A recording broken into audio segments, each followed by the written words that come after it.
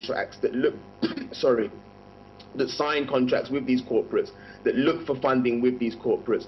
And they were very, very open. They essentially survived through corporate donations. And I think the understanding amongst many of the development players, especially those that basically believe in ICT, which was a high number when I started, sorry guys, which was a high number when I started in this sector, fell away and are now returning. Those development players that believe in ICT are now returning. They are more than open to working with corporates. Some of you may know, the GSMA Foundation, for example, GSMA Association Fund, for example, has received tens of millions of pounds of funding from the Australian government, US aid, a number of bilateral donors, and I think that's set to continue. You'll also know that the multilaterals, especially those from the bank, have encouraged kind of public-private sector partnerships as well. So, Simon, I'm not 100% sure of the business you're in, but I know with the mobile operators who have a massive sway and essentially control, or I wouldn't say control the game, but definitely have a large say in the game because they basically own the infrastructure that's going to be able to deliver these kind of services. The development players are more than willing to work with them, in my personal opinion. That's what I've seen. Yeah. Just for information, we're in mobile apps and content, so. No, okay. Yeah. Anyway. Yeah, I guess. Sorry, Simon. Quickly, one of the things that we were tasked with doing was actually developing a database of those people that could help UNICEF's innovation team in the development of mobile apps and content. So, you know, UNICEF itself were screaming out for people like you. They were hoping that one of the outcomes of the study would be able to identify those who are capable of creating M4D within the countries. Unfortunately, what I haven't been able to share with you because of the time constraint is that many of these countries have fundamental challenges when it comes to the capacity of mobile apps, content and services developers, and are reliant on regional developers or reliant on developers from other places, essentially. But they were very willing to work with you guys as well. I'll send you a mail afterwards. We will have 2 more questions, please. No problem, I'm here. Hello, I'm Aaron. Hello. I'm Aaron Marcus from Aaron Marcus and Associates in Berkeley, Hi, California. Aaron. I can't see you properly, but I'll wave back.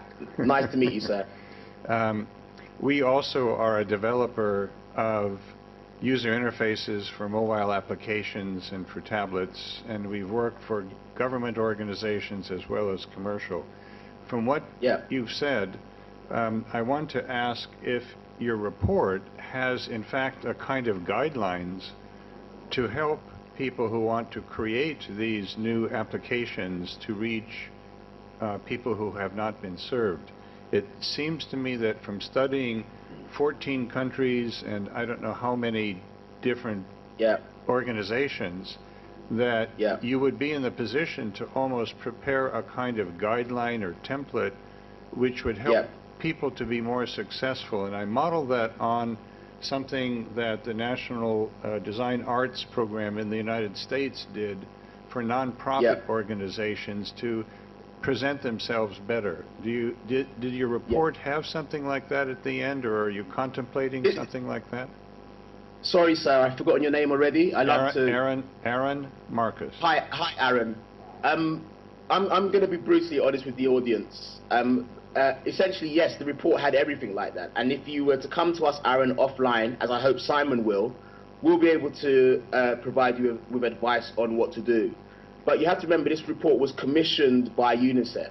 So there are many parts of what we found for them that have basically been omitted from the public version of the report, especially the elements of the research that looked at how UNICEF is currently using mobile phones, what challenges it's faced. And the analysis of that produced some very, very, very interesting results, and basically a list of what not to do and what to do when it comes to creating these things. So essentially I'm providing a disappointing answer in that the report won't have everything you're looking for, but it may give you some guidelines. However, I'd like to please, so I will point you to a website called Mobile Active, which I know many of you have visited, mobileactive.org. And that will give you guidelines, essentially a list of what not to do and what to do when it comes to developing M4D and essentially taking it to scale. You may have to search around for a bit, but they've got some great content on there. So I'd encourage you to go there, Aaron. Excellent. Thank you very much. No problem, sir. Mobileactive.org. Yes, myself, NK Rai, and I am asking only one question from you. Fantastic.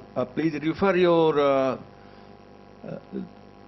this type of presentation, operators and development organization creating win-wins. In point number 6, program areas. Please clarify.